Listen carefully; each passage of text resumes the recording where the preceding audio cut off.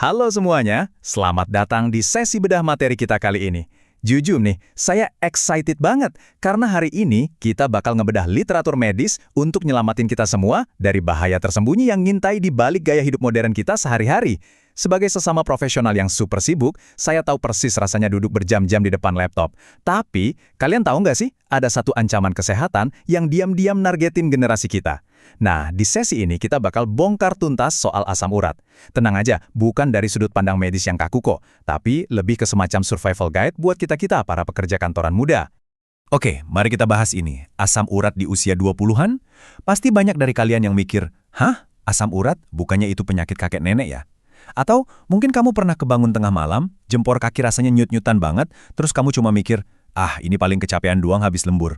Wah, kalau iya, ini kesalahpahaman yang lumayan fatal ya.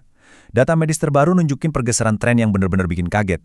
Nyeri sendi misterius yang kamu rasain di usia 20-an atau 30-an itu bisa jadi bukan sekedar pegal biasa loh. Ini dia agenda ulasan kita hari ini. 1. Mitos usia di bawah 30 tahun. 2. Analogi filter yang tersumbat. 3. Asam urat versus rematik. 4. Ancaman topi. 5. Rencana aksi pekerja kantoran. Dan 6. Menu harian rendah purin. Masuk ke bagian 1. Mitos usia di bawah 30 tahun. Coba deh perhatiin, daftar pemicu asam urat ini tuh kok malah kedengerannya kayak rutinitas akhir pekan kita ya? Minum es kopi susu manis, atau boba pas lagi stres kerja. Terus all you can eat BBQ daging merah pas weekend. Belum lagi sering jajan gorengan. Nah, sumber medis kita dengan tegas nyebutin kalau minuman tinggi fruktosa, daging merah, dan makanan berkolesterol tinggi, ditambah kebiasaan kita yang duduk seharian tanpa olahraga, itu adalah badai yang sempurna buat memicu asam urat. Maksudnya, kesenangan gaya hidup modern kita, ini tanpa kita sadari, lagi pelan-pelan ngerusak sendi kita sendiri. Lanjut ke bagian 2. Analogi filter yang tersumbat. Biar gampang bayanginnya gini, coba anggap ginjal kamu itu kayak filter pembuat kopi espresso. Tiap hari tugasnya tuh nyaring darah kamu. Nah, zat bernama purin yang ada di daging merah, jeroan, sama seafood itu ibarat ampas kopinya. Normalnya, tubuh bakal ngasilin asam urat buat ngurai si purin ini, terus dibuang. Tapi, kalau tiap hari mesin ini kamu paksain nerima ampas purin dan gula boba yang berlebihan, ya filter ginjal kamu bakal kewalahan dan akhirnya tersumbat. Terus gimana? Ya asam urat yang nggak kesaring tadi bakal tumpah dan beredar bebas di aliran darah kamu. Dan ini yang bikin ngilu banget, waktu kadar asam urat terlalu tinggi, dia tuh nggak cuma ngalir gitu aja, dia bakal mengkristal.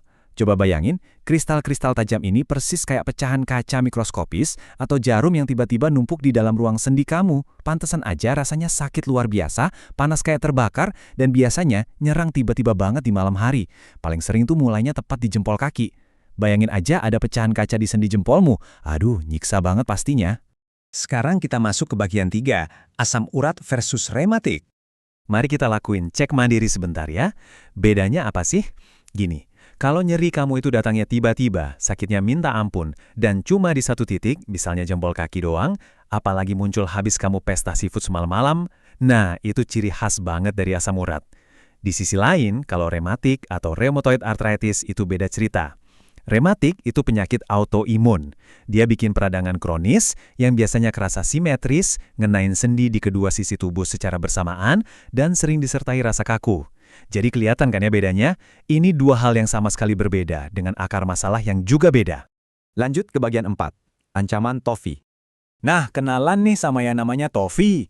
Kalau kadar asam urat kamu dibiarin tinggi bertahun-tahun tanpa diobatin yang benar, kristal-kristal tadiam tadi bakal ngebentuk gumpalan keras di bawah kulit. Gumpalan ini bisa muncul di jari, siku, atau lutut. Dan yang bikin serem kadang kalau benjolan ini pecah, bisa keluar cairan kental warna putih, persis kayak pasta gigi. Ini bukan cuma masalah ngerusak penampilan loh, tapi ini sinyal bahaya yang nyata kalau penyakit asam urat kamu udah masuk ke tahap kronis stadium lanjut. Poin krusialnya di sini adalah, ngabain asam urat itu sama aja kayak melihara bom waktu di dalam tubuh. Tumpukan kristal tadi tuh bisa ngancurin sendi kamu secara permanen, sampai-sampai kamu mungkin butuh operasi rekonstruksi sendi. Nggak cuma itu, kristal ini bisa numpuk di ginjal jadi batu ginjal, atau bahkan nyumbat pembuluh darah jantung kamu. Dan satu lagi fakta penting, Literatur medis nunjukin kalau asam urat tinggi bisa ningkatin risiko kamu kena diabetes sampai 20%. Wah, ini sih udah bukan sekedar urusan sakit jempol kaki lagi ya.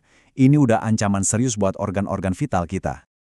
Oke, kita masuk ke solusinya di bagian 5, rencana aksi pekerja kantoran. Tenang, langkah-langkahnya super praktis kok buat diikutin. Pertama, ingat analogi filter kopi kita tadi kan? Nah, cara paling gampang buat ngebilas saringan yang mampet itu, ya pakai air. Mulai sekarang, biasain minum air putih lebih dari 2 liter sehari buat bantu ginjal buang si asam urat. Kedua, kita harus ngelawan faktor obesitas. Coba deh mulai olahraga. Idealnya sih aerobik 3 kali seminggu buat benerin metabolisme tubuh. Dan yang ketiga, ini penting banget.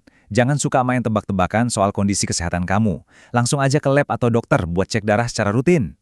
Menurut pedoman resmi dari Perhimpunan Reumatologi Indonesia, pengobatan dan manajemen gaya hidup kamu itu punya satu target klinis yang jelas banget. Pastiin kadar asam urat serum kamu ada di bawah 6 mg per desiliter. Sekali lagi, jangan pernah mendiagnosis diri sendiri cuma dari baca-baca gejala di internet ya. Mendingan konsultasi langsung ke dokter spesialis penyakit dalam biar kamu dapat tes darah yang akurat dan mungkin resep obat penurun asam urat yang pas supaya kadarnya bisa turun dengan aman. Dan akhirnya, bagian 6, menu harian rendah purin. Percaya deh, gampang banget kok buat bikin pertukaran menu yang lebih cerdas. Gini, kamu harus mulai tegas buat ngehindarin jeroan, daging merah, udang, kepiting, alkohol, dan pastinya minuman tinggi gula kayak boba manis kesayanganmu itu. Sebagai gantinya, pilih protein yang lebih aman kayak ayam tanpa kulit. Terus, ini fakta yang lumayan keren. Buah ceri itu ternyata punya sifat anti-inflamasi alami yang jago banget ngelawan asam urat. Buah-buahan segar kayak apel, pisang, sama susu rendah lemak juga bisa jadi pilihan camilan kantor yang jauh lebih aman.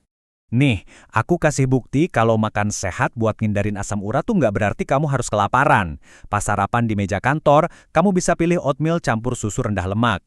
Terus, pas jam istirahat makan siang di food court, daripada pesan bebek goreng, mending ganti pakai ayam bakar tanpa kulit plus sayuran. Buat makan malamnya, ikan bakar segar, asal bukan kerang atau sarden ya, itu tetap bisa jadi santapan lezat dan ngenyangin. Jadi kuncinya tuh bukan pada diet ketat yang nyiksa, tapi pada keputusan yang lebih pinter aja di setiap jam makan.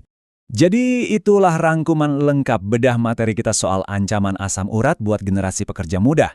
Penyakit ini tuh sangat-sangat bisa dicegah dan kerusakan sendi permanen juga bisa banget dihindari. Asalkan kamu mau dengerin peringatan dari tubuh kamu sejak dini. Pertanyaannya sekarang, setelah tahu semua fakta ini, apakah kamu siap buat mulai lebih banyak minum air, ngerem minuman manis berlebih, dan ngubah rutinitas kamu demi masa depan yang sehat dan bebas dari rasa sakit? Keputusan ada di tangan kamu. Teruslah belajar, tetap jaga kesehatan, dan sampai jumpa di ulasan topik kita yang selanjutnya.